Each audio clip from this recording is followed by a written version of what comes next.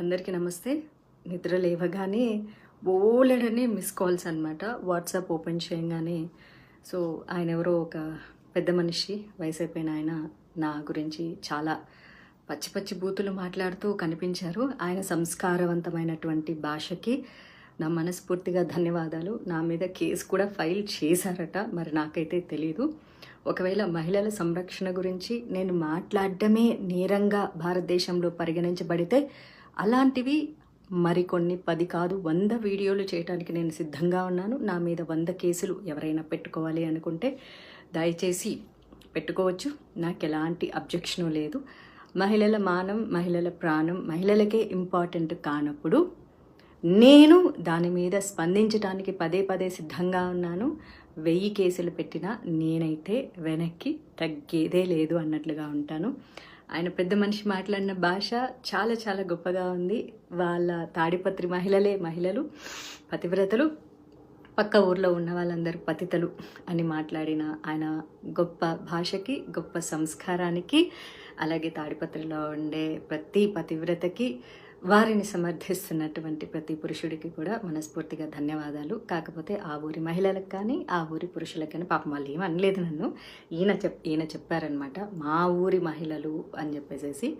మరి నేను కూడా మహిళే కదా, నేనేమన్నా ఒక్క బూతు మాట మాట్లాడడం జరిగిందా? పోనీ ఆ పెద్ద మనిషి పేరైనా తీయడం జరిగిందా? అసలు ఆయన ఎవరో కూడా నాకు తెలియదు. ఇప్పుడు నేను తెల్లారి చూసే వరకు కూడా ఆడేదో జేసీ పార్క్ అన్నానా, జేసీ పార్క్ ఆయన కట్టించుకున్నదన్న సంగతి కూడా నాకేం తెలుసు. మరి ఏమీ తెలియకుండా ఎలా మాట్లాడతాం మా ఊరి చరిత్ర అని అంటున్నారు. తాడిపత్రే కాదు, ప్రతి ఊరికి ఓ గొప్ప చరిత్ర ఉంటుంది. తాడిపత్రి గొప్ప చరిత్ర అన్నది హిస్టరీకి సంబంధించింది. అయితే గాంజా, సిగరెట్టు, మందు, డ్రగ్స్ అన్నవి నేర చరిత్రలకు సంబంధించినవి. కాబట్టి నేరానికి ఊరి యొక్క చరిత్రలకు సంబంధం ఉండదు. అలాగే తాడిపత్రి నుంచి ఎంతమంది ఇన్ఫ్లుయెన్సర్స్ ఇన్స్టాగ్రామ్లో ఉన్నారు. Instagram influencers are nothing but cinema actors. వాళ్ళు కూడా, వాళ్ళకి ఎంత క్రేజ్ ఉందో వీళ్ళకి కూడా అంతే క్రేజ్ ఉంది ఇప్పుడు సమాజంలో.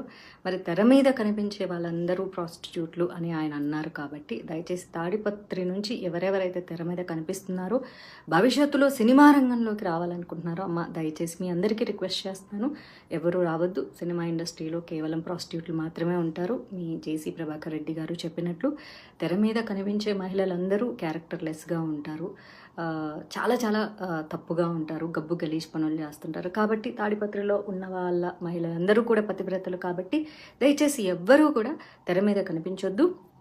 మీ అందాలు కానీ, మీ యొక్క ఆలోచనలు కానీ, మీ యొక్క రూపాన్ని కానీ కేవలం పెళ్లి వరకు మీ అమ్మా నాన్నలతో ఉంచి పెళ్లి తర్వాత మీ భర్తకి సమర్పించవలసిందిగా మనస్ఫూర్తిగా కోరుకుంటున్నాను. కానీ తాడిపత్రిలో ఉండే మహిళలకు స్వేచ్ఛ కావాలి. డీజే కొట్టుకోవాలి, 1 o'clock వరకు డాన్సులు చేయాలి, స్వతంత్రం కావాలి, అన్నీ కావాలి. ఏదైనా సరే ఆ ఊర్లోనే జరగాలి. కాబట్టి ఆ ఊరి వరకే ఉంచుకోండి. దయచేసి ఎవరెవరైతే భవిష్యత్తులో తాడిపత్రి నుంచి సినిమా ఇండస్ట్రీలోకి రావాలనుకుంటున్నారో, ఐఎమ్ రిపీటింగ్, భవిష్యత్తులో ఎవరెవరైతే అమ్మాయిల సినిమా రంగంలోకి రావాలనుకుంటున్నారో, ఇన్స్టాగ్రామ్ ఇన్ఫ్లుయెన్సర్గా ఉండాలి అనుకుంటున్నారో, లేకపోతే సీరియల్ యాక్టర్లు అవ్వాలనుకుంటున్నారో, మోడలింగ్ అవ్వాలనుకుంటున్నారు, దయచేసి రావద్దమ్మా. సినిమా ఇండస్ట్రీలో ఉండేవాళ్ళు ప్రాస్టిట్యూట్స్.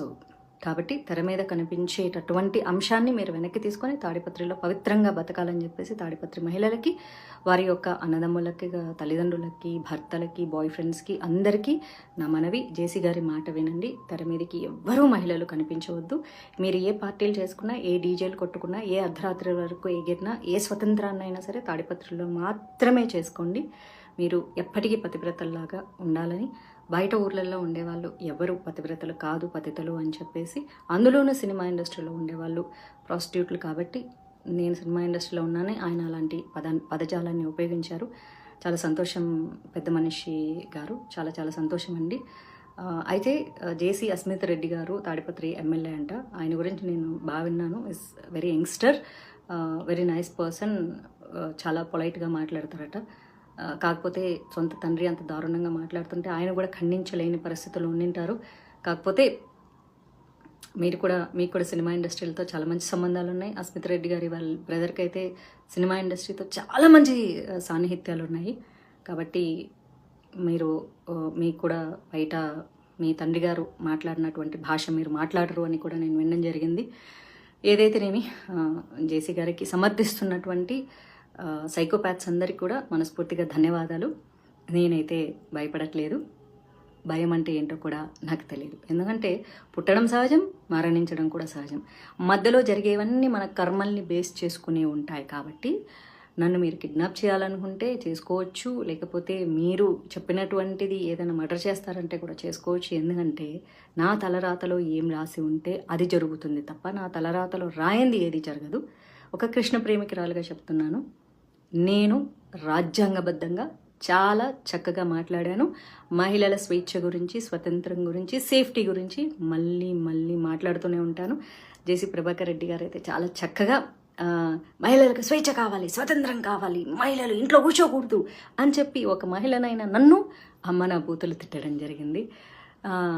పాముకి 2 నాలుకలు ఉంటాయి, మనిషికి ఒళ్ళంతా విషం ఉంటుంది. ఆ విషముతో కూడినటువంటి పాము నాలికలా మాట్లాడినటువంటి మీ యొక్క వయసుకి కూడా నాకు మర్యాద ఇవ్వాలని ఉన్నా సరే మీ భాషకి మర్యాద ఇవ్వలేక, ఇక ఎలాగూ వయసు అయిపోయింది కాబట్టి మిమ్మల్ని అనుసరించి మీరు మాట్లాడేవి చేదు మాటలు నచ్చే ఎంతోమంది సైకోపాత్స్లు ఉంటారు. కాబట్టి మీ అందరికీ నా పాదాభివందనాలు.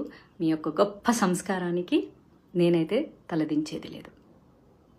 Madhavi Latha Pasupuleti, karma will be back. I stay with good karma, you are going in a wrong way. కాబట్టి మీ కర్మలకు మీరే బాధ్యులు తప్ప నేను కాదు. ఒకవేళ భగవంతుడు నాకు ఆ కష్టాలు మీ వల్లే రాసి పెట్టి ఉంటే అది కూడా నా కర్మలో భాగం అనుకుంటాను తప్ప నేను తప్పు చేశానని ఒప్పుకోను.